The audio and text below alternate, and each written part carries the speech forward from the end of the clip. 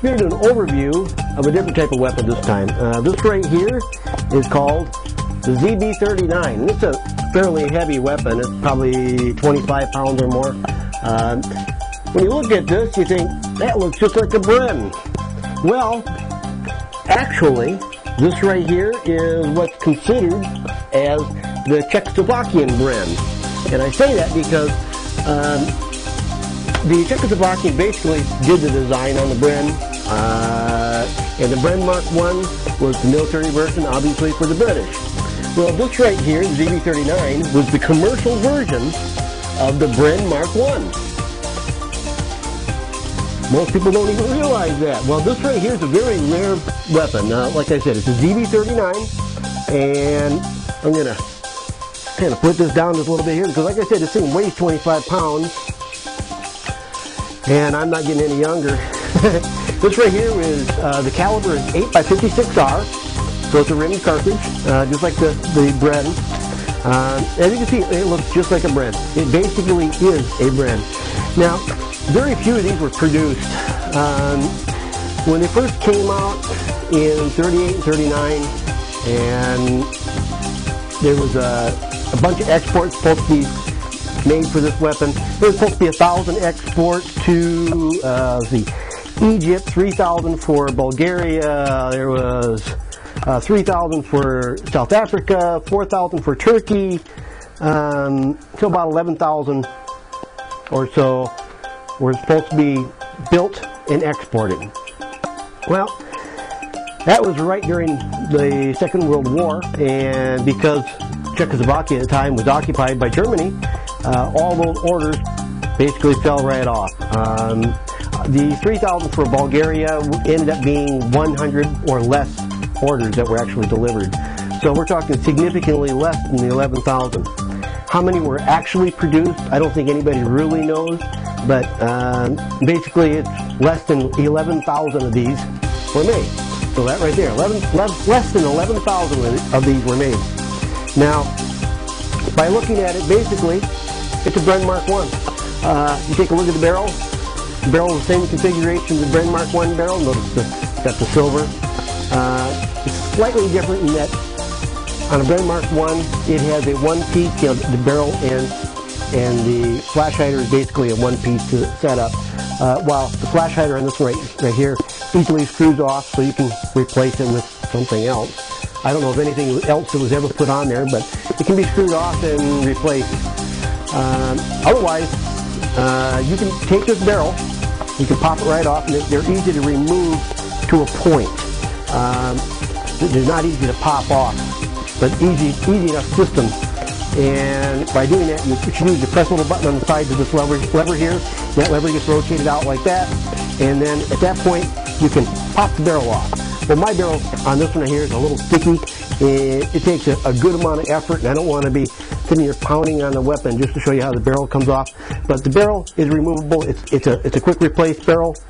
The interesting thing about this is you can drop this barrel off, and any Bren barrel will stick right on the inside of this. I mean, it is absolutely 100% compatible with all the other Bren models.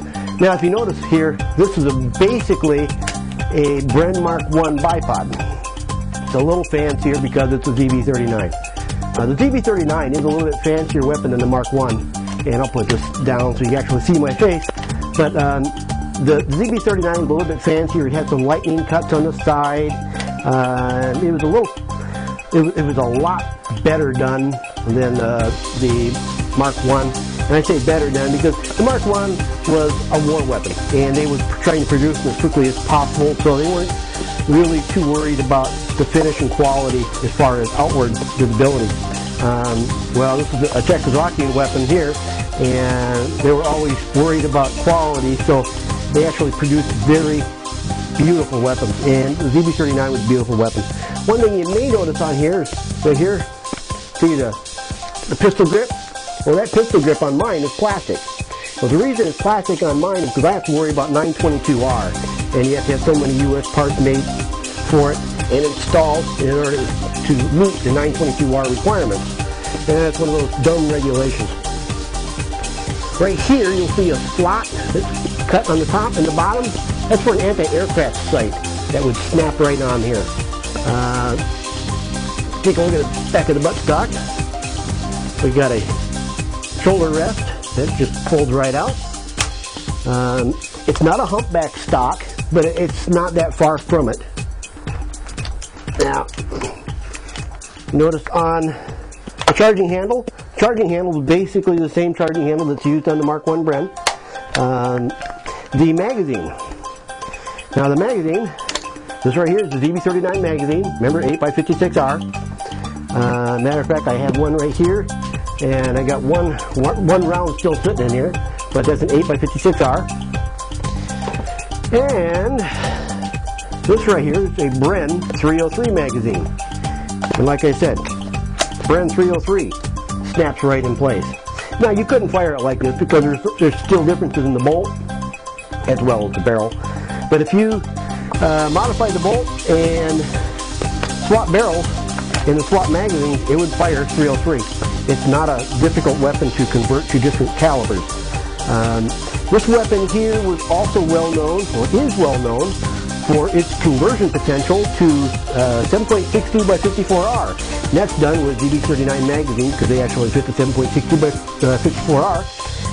And you have to make a modification to the bolt as well because there's slight differences between the 303, the 8x56R, and the 7.62 by 54R. Try to say all that as quickly as that. So yes, you can convert these quite easily. It takes a little bit of work, and it takes a small spacer that would fit in here as well because there's differences in lengths and stuff like that. But it's a lot of work. Since this is basically a Bren, it does have a regulator right here, so you can control the gas operation of the weapon, since it is a gas operated weapon. This is a smooth shooting weapon. It really is. It's a beautiful weapon to shoot.